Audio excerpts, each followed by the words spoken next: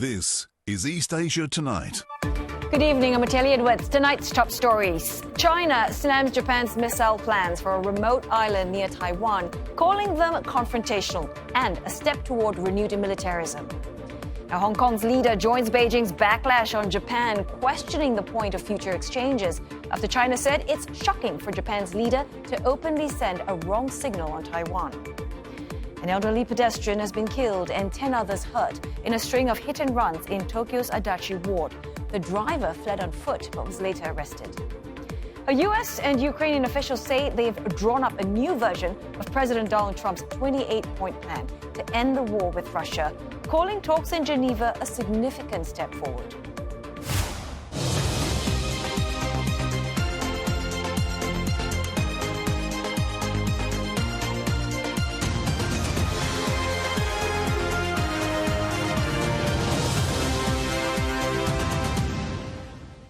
We certainly had the challenge of convincing people we provide. The Asian Infrastructure Investment Bank's outgoing president sits down with CNA to unpack public perceptions of the organization and talk about the enormous funding needs in this region as the AIIB marks 10 years in operation.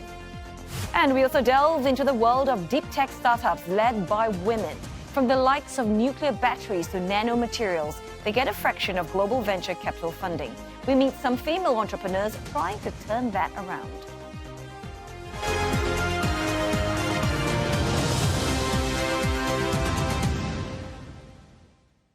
China has called Japan's plan to deploy missiles to a military base close to Taiwan confrontational. Japan's defense chief had told reporters yesterday that a missile deployment to a southern Japanese island is on track. Now, Beijing is blasting the move, saying that Tokyo's right-wing forces are going further down the path of militarism. 日方在与中国台湾邻近的西南诸岛部署进攻性武器，刻意制造地区紧张，挑动军事对立。联系到日本首相高市早苗的涉台错误言论，这一动向极其危险，需要引起周边国家及国际社会的高度警惕。 Well, Japan is planning to station medium-range surface-to-air missiles on the island of Yonaguni, about 110 kilometers east of Taiwan. It's part of a broader military build-up on its southern island chain in response to concerns about China's growing military power. Now, Japan's defense minister, Shinjiro Koizumi, said that the missile deployment can help lower the chance of an armed attack on Japan and stressed that this would not heighten regional tensions. This comes as Beijing and Tokyo are caught in a diplomatic row after Prime Minister Takaichi suggested earlier this month that a Chinese attack on Taiwan could prompt a military response from Japan. Well, meanwhile, Japan has signaled its desire for talks with China in a continuing effort to stem a more than 2-week-long diplomatic crisis over Sanae Takaichi's remarks over Taiwan. その上で、日中間に懸案と課題があるからこそ、それらを減らし、理解と協力を増やしていくべきだと考えております。我が国としては中国とのさまざまな対話についてオープンでございます。扉を閉ざすようなことはいたしておりません。その中で当然、我が国として主張すべきことは主張していくということが大事でございます。このような姿勢のもと、今後も適切に対応 Beijing's top diplomat chastised Tokyo on Sunday. Foreign Minister Wang Yi said that it was shocking for Japan's leader to openly send a wrong signal concerning Taiwan, and that Ms. Takaichi's comments crossed a red line that must not be touched. He said China must resolutely hit back to safeguard its sovereignty and territorial integrity, adding all countries have the responsibility to prevent a resurgence of Japanese militarism. CNA senior correspondent Han Yuguan joins us live now from Shanghai. Yuguan, I believe Hong Kong's chief executive gave his first remarks on this row today. What did he say? Well, Hong Kong's leader John Lee says his government supported China's diplomatic policy towards Japan and it would monitor the situation and closely and respond appropriately. He sidestepped a question posted to him about whether Hong Kong had suspended exchanges, but this is what he has to say.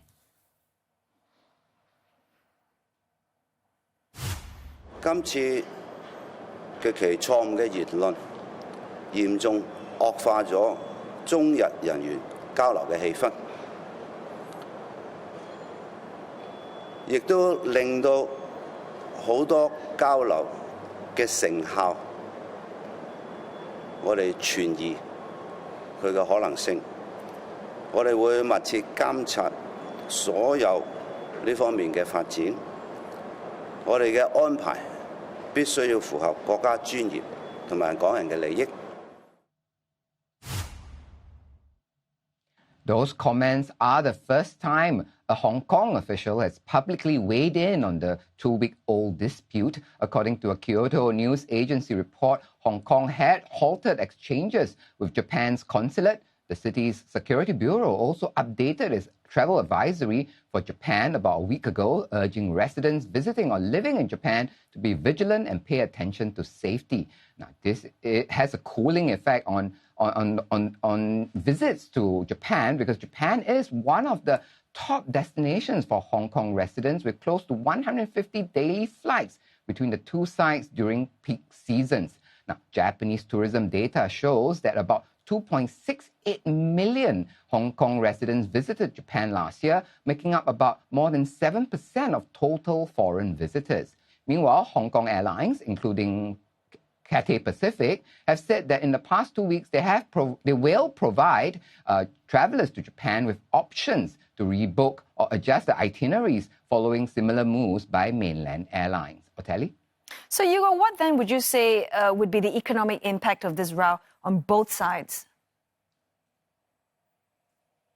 Well, so far we have seen tour cancellations, flights cancellations. According to a Shenzhen-based travel data analytics platform, 12 China-Japan routes have been cancelled out of 167. That's about 7%. And it says the cancellation rate for planned flights to Japan in the coming weeks will reach over 21%. Now, this has China issued a travel advisory, as I mentioned earlier, for citizens not to visit Japan, citing risks to their safety. Now, Chinese airlines, as I mentioned earlier, have also been allowing those with tickets to cancel without penalties. According to a Xinhua report, a researcher at Nomura Research Institute predicts that China's travel advisory could cut Japan's tourism revenue by $11.5 billion and cut Japan's real GDP by 0.9%.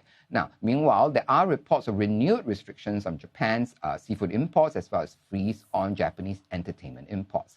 The question now is, given that both sides are unlikely to step away from their positions in the near term, what would happen next?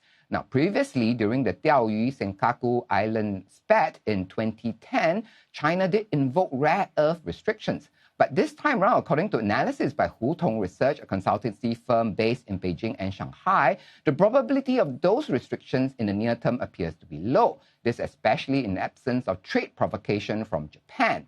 Hutong also cited a crucial role Japanese high-tech firms play in China's medium-term strategy in an era of tightening U.S. export controls. Now, Japanese firms do provide a partial hedge in equipment, materials, and components that remain difficult to replace domestically. So according to Hutong, it is likely China will continue to target Japan's consumer and service-facing sectors while avoiding direct disruption to tech linkages.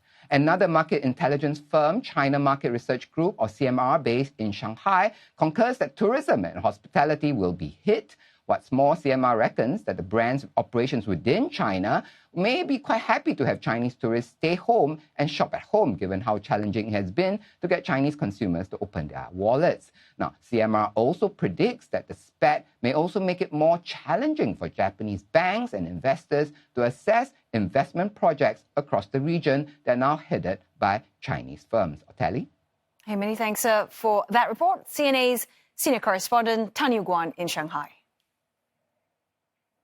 Now, the Asian Infrastructure Investment Bank, or AIIB, is calling for frank conversation and international cooperation amid global uncertainties.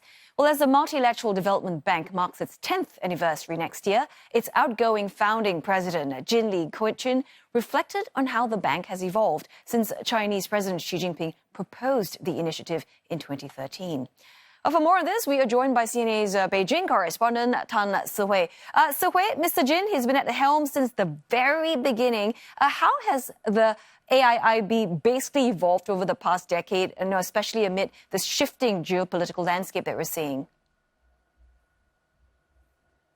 Well, back in 2013, Chinese President Xi Jinping had proposed the need for a new multilateral development bank. And at the time, many eyebrows were raised, especially in the West, with critics seeing the bank as a tool for China's foreign policy. But in this interview where I sat down with Mr. Jin, he said that it seems that perceptions have shifted. And he also said amid global uncertainties, there's a need to focus on cooperation rather than competition. Now let's take a listen.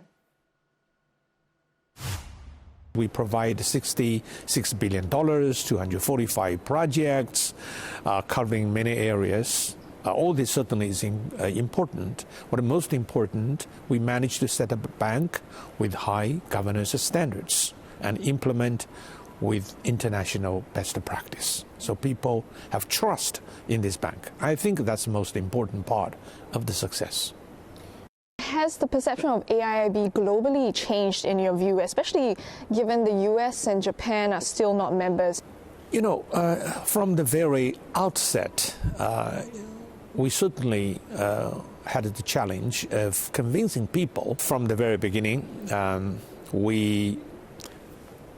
I think, set up the decision-making process, which is very important.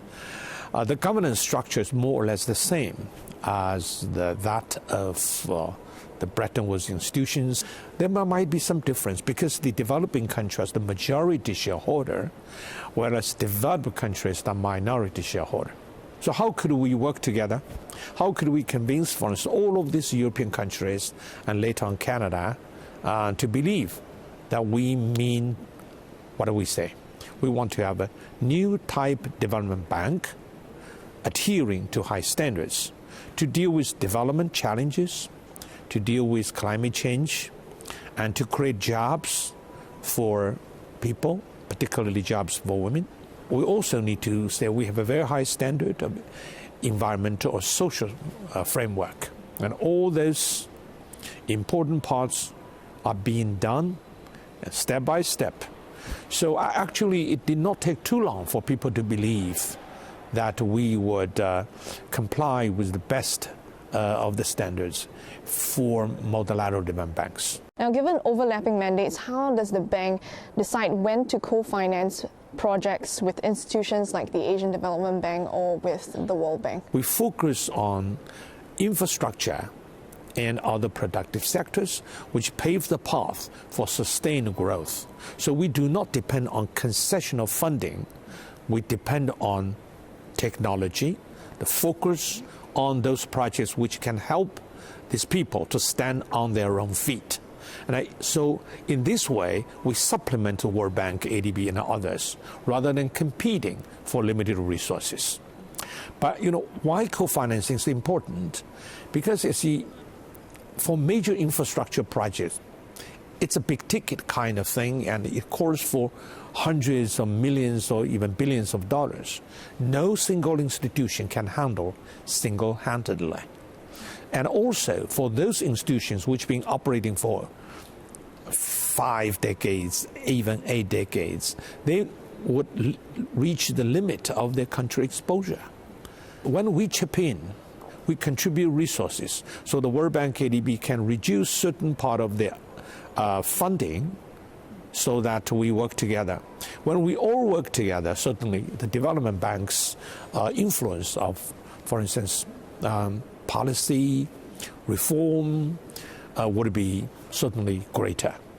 But if we look at the geopolitical climate at this point of time, there are rising challenges, fragmentation, trade tensions. We've seen the U.S. put renewed emphasis on domestic infrastructure and tariffs. How should multilateral institutions like yours respond to keep global finance open and and rules-based? You refer to the membership issue of U.S. and Japan, and the bank has maintained very good business relations with the U.S., American or Japanese financial institutions or business companies, because we believe we work together to promote the common good. And in the context of geopolitical situation, I think we have all the reason to push for concerted efforts to deal with climate change and sometimes the challenges faced by some other countries, and for instance, scarcity of resources, power supply, and all kind of issues. You know, the teams of this bank and others also work together very well, seamlessly. Now, when you look at the positive results of international cooperation among the multilateral institutions, I think people would be convinced that if we are faced with some of the challenges, the only solution is sit down and have a talk, frank talk, and then we come up with some of the solutions. In the next part of the interview, Mr. Zin will share with us how the AIIB is set to blaze a new trail in the next 10 years. So stay with us. Okay, well, looking forward to that. Thanks so very much, Su Hui. We'll have more of your interview later in the program, so I'll see you again in just a bit. Okay, on that note, we're going to go for a short break now, but coming up next on East Asia Tonight, the EU moves to close investment loopholes as it seeks to prevent Chinese companies from gaining an unfair edge in Europe's open market. And Alibaba's revamped AI chatbot, Qwen, is making waves, topping 10 million downloads just a week after its public beta launch.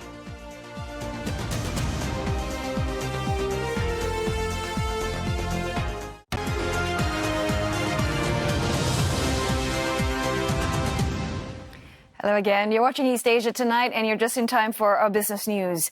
The European Union is reportedly moving to tighten its foreign investment rules in a bid to prevent Chinese companies from benefiting from the bloc's open market without creating jobs or sharing technology locally. Well, the Financial Times says the new rules, still under discussion, are part of a broader plan by the European Commission to revive the region's struggling industrial base and boost economic growth. The EU is grappling with a surge of cheap Chinese imports, a trend accelerated by U.S. tariffs under President Donald Trump. Well, the influx is piling pressure on sectors like steel and chemicals, already weighed down by high energy costs and strict environmental standards. Officials are also worried about Europe's growing reliance on Chinese high-end manufacturing, a strategy seen as advancing Beijing's geopolitical ambitions. A Chinese foreign investment in the EU jumped 80% last year to nearly $11 billion. Among the biggest investors is battery giant CATL, building multi-billion euro plants in Hungary and Spain. CATL plans to bring 2,000 Chinese workers to help construct its Spanish facility.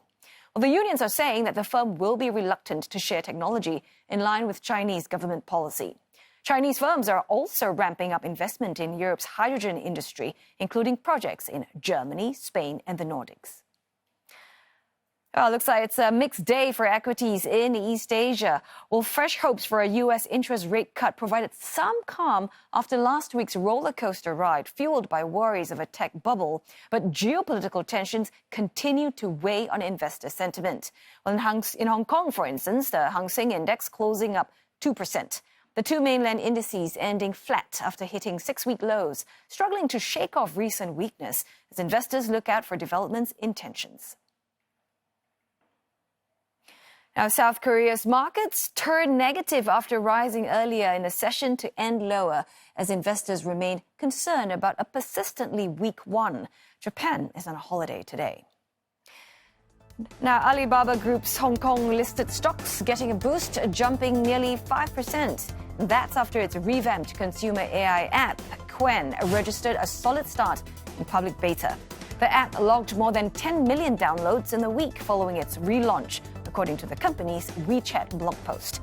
The company merged and rebranded several existing apps under the Qwen label as part of its push into China's fast-growing generative AI market. Its rapid uptake reflects strong demand for homegrown AI tools as users look for alternatives to restricted Western services like ChatGPT. A Chinese aluminum smelter, Chuangxin Industries, rallying on its Hong Kong debut. The stock opened 38% higher, shaved some of those gains to end the day nearly 33% up from offer price of about 11 Hong Kong dollars. IPO raised some $707 million US, and the portion of the offering for local Hong Kong investors was more than 400 times oversubscribed, while the international portion was about 18 times oversubscribed. The listing comes amid a booming market for aluminium, trading near a 3-year high. Its construction of AI data centers helps fuel demand. Mulling on riding Hong Kong's buoyant IPO wave, a unit of JD.com is reportedly planning to fundraise around $500 million in the coming weeks. According to Bloomberg, JD supply chain technology arm has started gauging investors' interest with so-called education meetings. Well, this puts Jingdong Industrials on track to cap a 2-year attempt in going public. It first filed for an IPO back in 2023, but only received approval from China's securities regulator in September. Meantime, Hong Kong listings are expected to exceed $40 billion this year. Now, deep tech holds the promise to solve some of the world's hardest challenges, from clean energy to AI drug discovery. But the sector still draws from half the talent pool. Globally, women remain underrepresented in deep tech as founders, funders, and inventors. Well, CNA's Grace Shin meets the investors and founders who want to change that. Globally, women-led startups attract under 5% of venture capital. In Southeast Asia, all women founding teams draw about 2% of deal value and 5% of deals. Only around 18% of named inventors on international patents are women, and the gap widens in deep tech. Physicist-turned-investor Alexandra Vidyak has lived it, and she says bias shows up before deals are even discussed. Most of the rooms, I am the only woman in the room, and you can see a lot of bias as well. Like early in my career, when I used to come in the room, people think that I'm a comms or marketing lady, not a general partner who is actually leading the deal. So the bias is there, it's subtle, but it's there. So I used to, now is at my advantage because I attract more attention. I'm like a magnet for people, so I always have more insights, more deals, and more talent approaching me. The talent is there, but family duties and risk roles still sideline many women. Then how do we get more of them to write deep tech checks or even found the next startup? Well, Epic Angels thinks it may have the answer. In Singapore, Epic Angels calls itself Asia's largest female-only investor collective. All women investors, right? That's the thing. And there's a big misconception that we fund female founders, but we turn it around, we flip it, and we say we are 100% female investors. And it's good to understand that we are not feminists, we're not activists. We just want to create this access, and we believe that women make great angel investors. But we want to also create that comfortable space for them to learn, to be able to ask questions that they may be a bit insecure about, like, oh, what would others think of me? And that just works different if we're all women, and that has worked really well. Epic Angels open data rooms, review 100 deals a month, and shortlist 4 for group diligence, online across 45 countries. Hester's point? Women don't lack talent, just visibility and access to how venture works. That's backed by Cameron Priest, a prominent tech founder and investor who successfully exited from TradeGecko. When you see people that look, feel, and put their pants on one leg at a time, just like you, and they're doing this much more ambitious, grandiose thing, I think it unlocks something in your brain to realize, oh, if they can do it, I can do it. It's that Steve Jobs quote, which is like, everything in this world was made by someone no different from you. And I just think that's the biggest thing, getting exposure. It's exposure therapy. Everyone needs exposure therapy to what ambitious success looks like. And founders like Suraya show why that access matters. A chemical engineer and nanotechnologist and a mother of 3, she built her startup around carbon quantum dots, a greener alternative to toxic nanomaterials.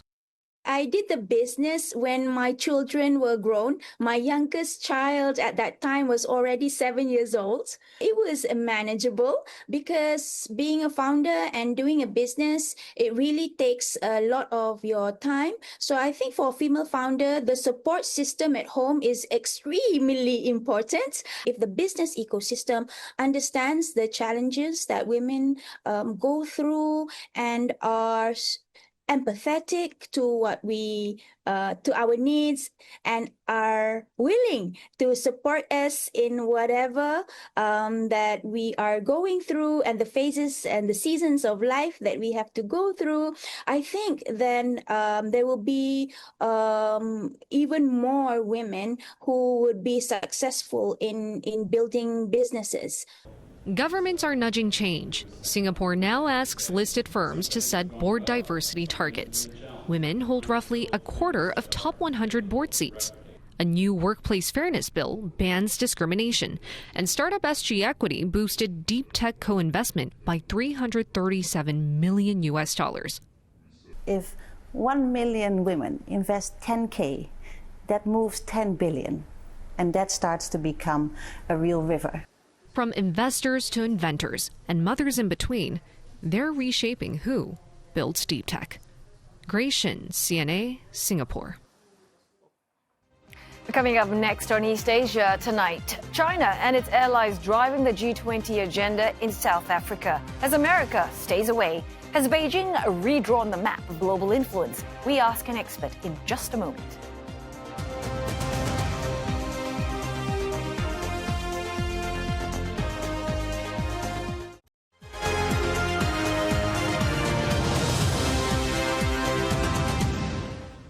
This is East Asia Tonight, and here are the headlines we're following.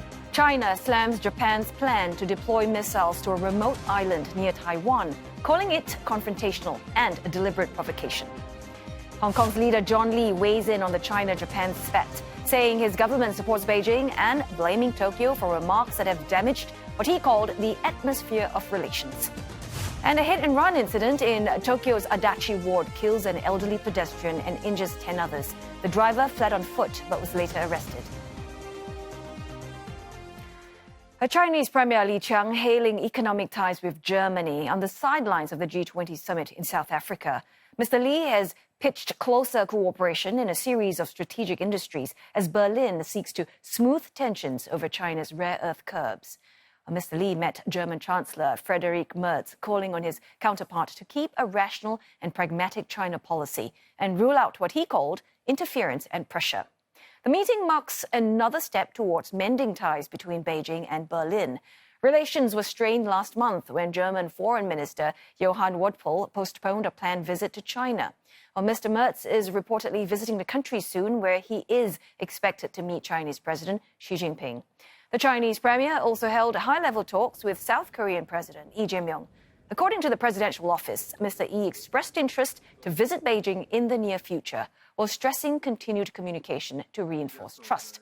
The South Korean leader had held talks with Japanese Prime Minister Sanae Takaichi in South Africa. And this comes as Seoul seeks to maintain peaceful relations amid a deepening row between Beijing and Tokyo. Now, we have plenty to unpack here. So for more insights, let's bring in James Crabtree, Distinguished Visiting Fellow with the European Council on Foreign Relations, speaking to us all the way from London. Well, thanks, James, for joining us yet again. So the first G20 ever held in Africa, and the U.S. president didn't show. James, so how significant is his absence?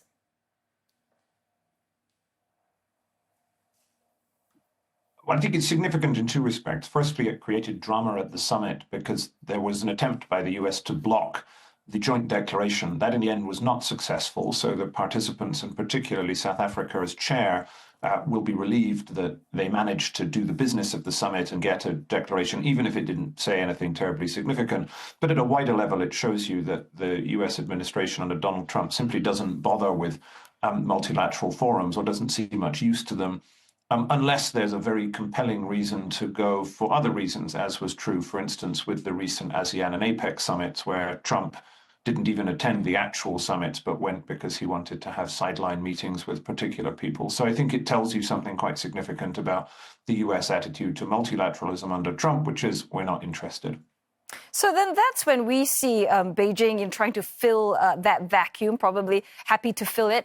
How far do you think did it go in turning this G20 into some kind of a showcase, for a China-led global order? How do you see it?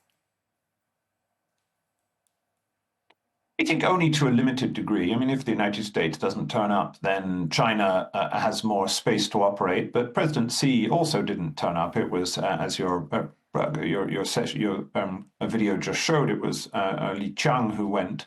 So I don't think it was really the China show, because China also has its own events that it prefers to these broader events, the BRICS summits and the Shanghai Cooperation Organization, which it leads and controls to a greater degree than the G20. So I think China has more influence, but I think it would be to go too far to say the G20 has become a China show. Actually, it's a place where other middle powers, India, Brazil, South Africa, Germany, Japan, also have a voice. It's just a bit right. Then confusing melee now.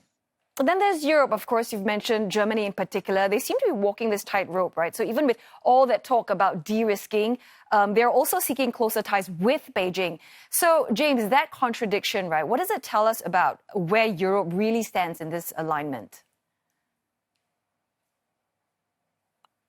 Well, so I think Europe in general is having a very difficult time with China for a couple of reasons, rare earth minerals being one and excessive Chinese exports being another. I think what you were talking about in your previous clip was about Germany, and that's a specific problem where the German foreign minister was going to go to Beijing. The trip got cancelled. So as you said, there was a minor diplomatic sort of spat between the two sides that they're now trying to fix up. But I think actually from a European point of view, the big value of the G20 was that you had a number of G20 leaders, European leaders in one room, and therefore they could work out a joint position on Ukraine over the weekend, which has been by far the most strategically important issue for Europe, given what's going on with Ukraine. And therefore, as is often the case with these meetings, the most important thing that's happening is not the formal G20 agenda, it's what's happening on the sidelines, simply because a lot of important people happen to be in one room at the same time.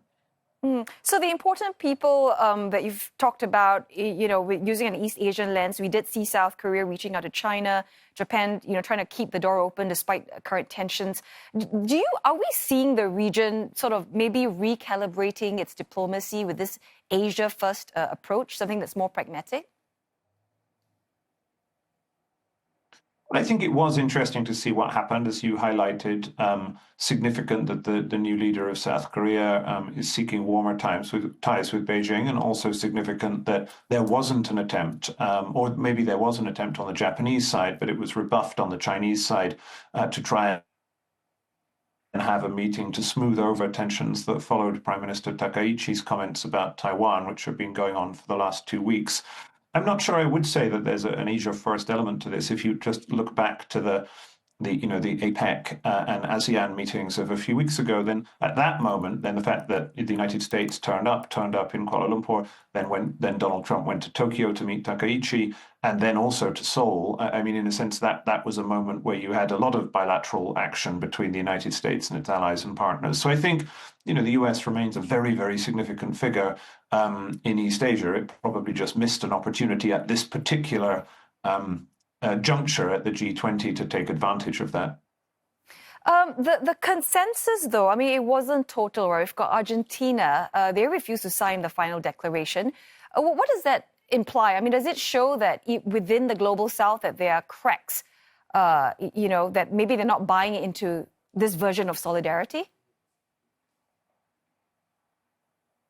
I mean, gosh, it's not cracks. There are enormous chasms and divisions within this body. I mean, the G20, I think you have to remember how far we've come. So it was only in the 2010s, after the financial crisis, the G20 was the body that saved the world during the financial crisis. It was the most important coordinating body.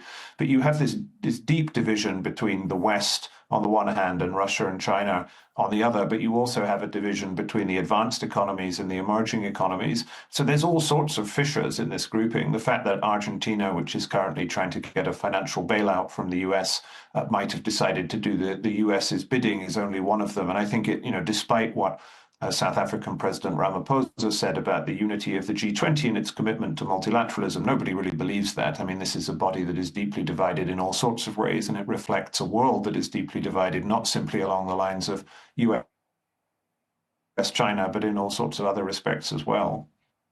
All right, so good talking to you as always. And we're also going to be looking out for your book that's coming out on US-China. We'll be looking out for that. James Crabtree there, Distinguished Visiting Fellow with the European Council on Foreign Relations, speaking to us from London. Thanks, James.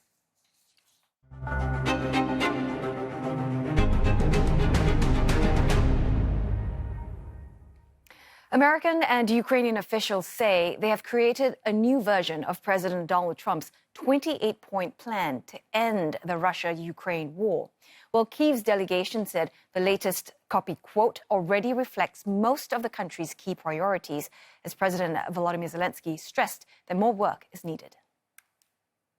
Of course, we all continue working with partners, especially the United States, and look for compromises that strengthen but not weaken us.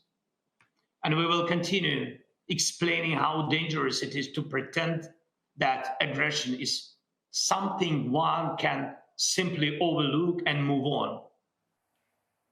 A joint statement issued earlier by the White House called the meeting a significant step forward, saying discussions were extensive and productive.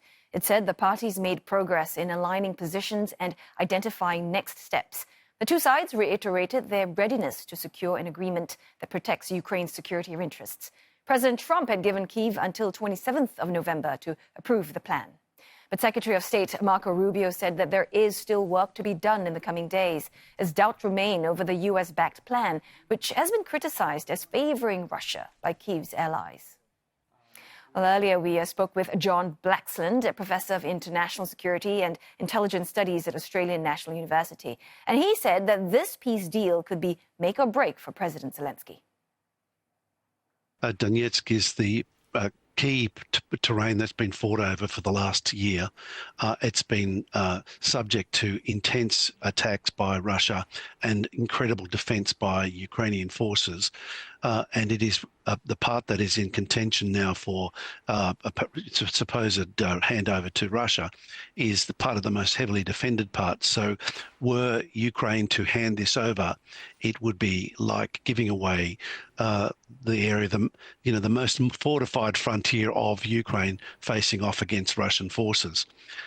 So there would have to be a very significant guarantee attached to that that would kind of enable Ukraine to be able to pitch this to the Ukraine, the President Zelensky to pitch this to the Ukrainian people as being an acceptable, palatable compromise that is going to end the war. Noting, of course, that we're going into a very potentially a very brutal winter, one where the Ukrainian people are essentially largely without power. And so it's a bleak future being faced.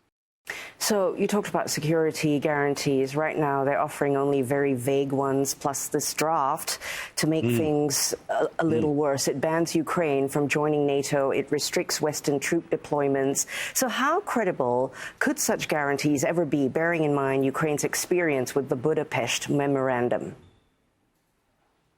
Well, that's exactly the problem. The Budapest Memorandum is the touchstone, if you like, of the resolve of the West and of Russia to actually stick to agreements. This war shouldn't have happened, arguably. The Budapest Agreement should actually still be standing. So where does this leave us? Well, this is why a lot of critics are now saying, this is the Chamberlain moment, the Munich moment. I think that's a little bit overdrawn, but it is an understandable reaction from people who are saying we shouldn't be making any compromise to the Russians at all, and that they should be paying a far heavier price for the atrocities that they've committed, the pain they've inflicted, the costs that they've inflicted. Now, some of the plan does actually speak to drawing on Russian funds to actually do some of the reconstruction work. but it is, it's very much weighted towards the Ukrainians having to pay up and the Russians being let off with more than most pundits would acknowledge as being a fair deal. But of course, we're dealing with the realities of the power dynamics at play. We're dealing with the president in the United States who's wanting to get a deal. He wants it now by Thanksgiving. That's only a few days away, Thursday here in the United States. So this is a big ask. We've seen Secretary Rubio really doing significant shuttle diplomacy, engaging with national security advisors from the European Union and getting their involvement finally, belatedly, even though this is a deal that was largely drafted by Americans with significant Russian input, and with the Ukrainians being brought in very late to the piece. So there's a lot here hanging in the balance. Clearly for President Zelensky, this is a make or break moment. He's caught between a rock and a hard place. He doesn't have any good options at the moment. And the question is, how much does Europe come in support to push back? And this is where the Brits, the French, the Germans and the Poles have, and the French, of course, have a significant role to play in their negotiations with Rubio and, of course, with President Trump as well. How much does President Trump want this to get sorted by then? How hard can the Europeans negotiate? How well can they stand up in defence of Volodymyr Zelensky, noting, of course, that there are implications from what happens here across the Eurasian landmass. China, North Korea, Iran, they're all watching very, very closely as to how these negotiations unfold. Next on East Asia Tonight. Any country does not invest in AI, in IT, they would be trailing way behind The Asian Infrastructure Investment Bank's outgoing president tells CNA how it wants to help emerging economies fund their development.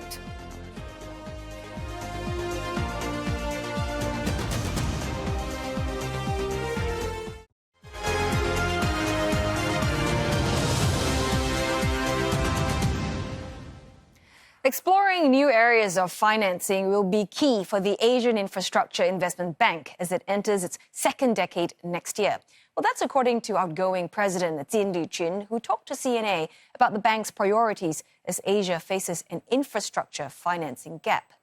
And we are back once again with CNA Beijing correspondent Tan Si-hui.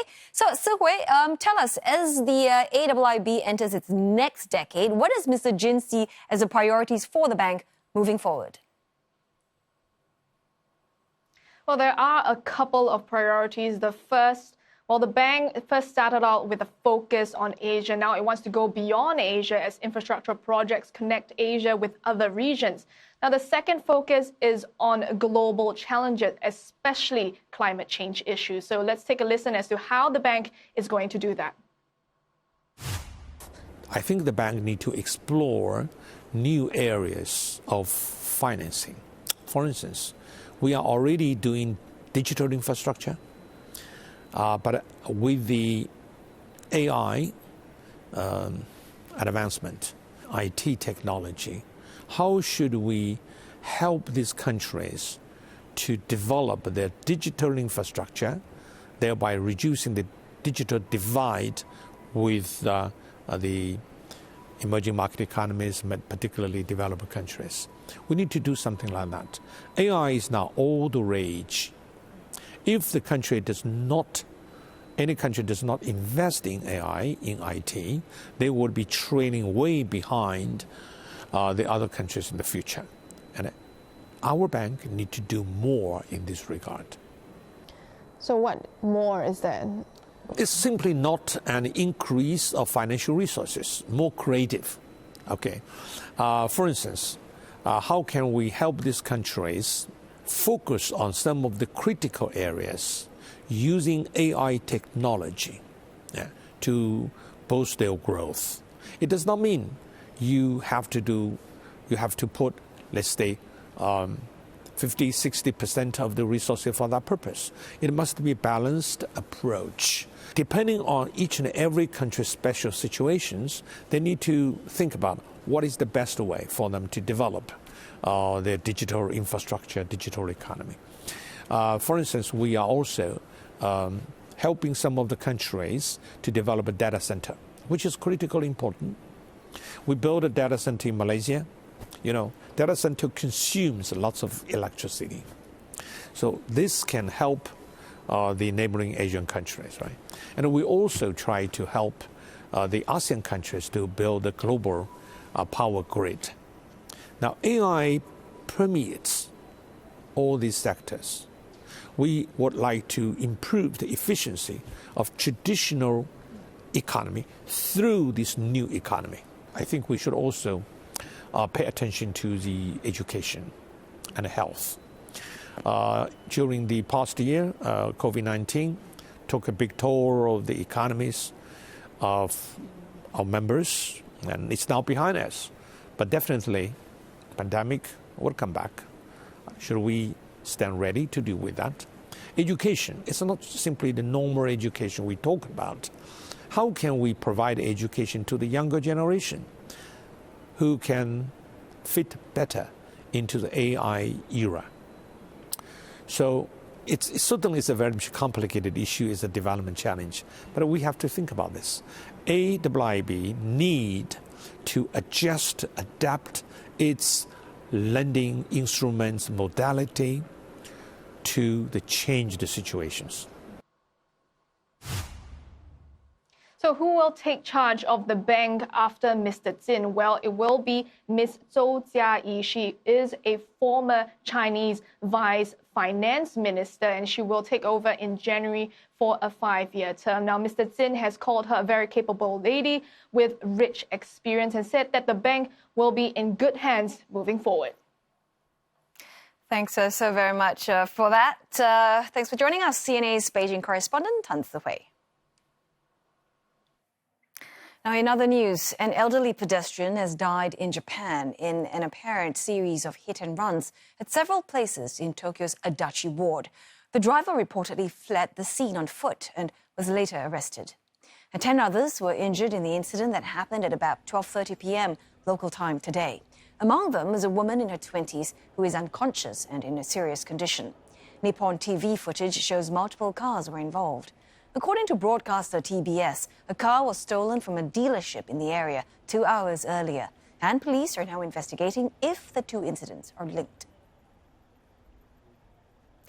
All right, time now for some headlines from media outlets in East Asia. NHK reports that many areas in Okinawa's main island have had their water supply cut off after a pipe laid in the 1960s sprang a massive leak. Officials have called on residents to cut back on water use as repairs get underway.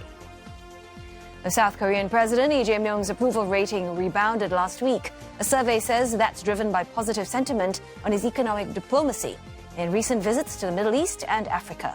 55.9% gave Mr. Lee's performance a positive assessment, up 1.4 percentage points from the previous week.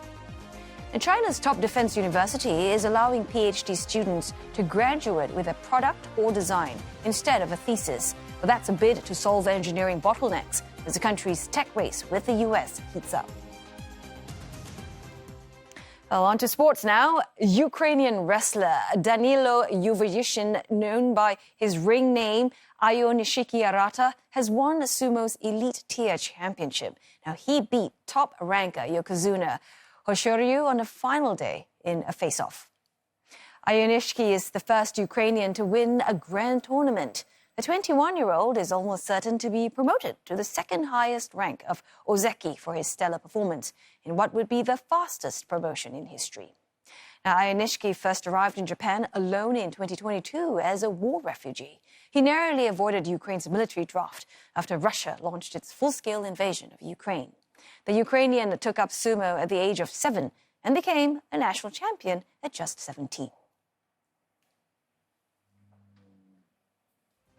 I hope you've enjoyed this Monday's edition of East Asia Tonight. Don't forget your headlines anytime at cna.asia. And you can always find us on Facebook and YouTube. Thanks for watching.